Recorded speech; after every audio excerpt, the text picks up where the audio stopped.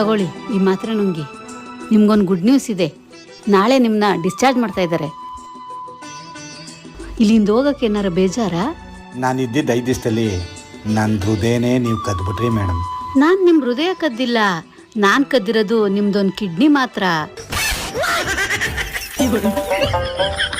ಈ ಪ್ರಪಂಚನೇ ಹೀಗೆ, ನಿಜನ ನೀರ್ ಅನ್ಕೊಂತಾರೆ, ಸುಳ್ಳು ಜ್ಯೂಸ್ ಅನ್ಕೊಂತಾರೆ. ಸೊ ಜನಕ್ ಬೇಕಾಗಿರೋದೇ ಜ್ಯೂಸ್.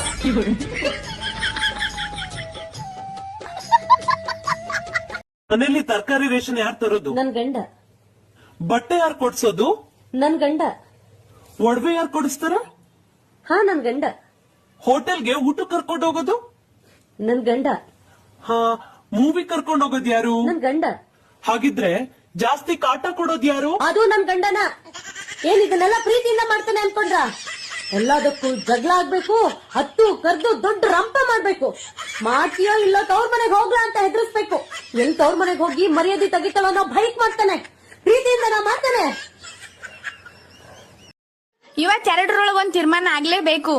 ನಿಮ್ಗೆಲ್ಲರ್ಕಿಂತ ಹೆಚ್ಚಿಗೆ ಯಾರಾದಾರ ಅಂತ, ತಂಗಿನೋ ಹೆಂಡ್ತಿನೋ?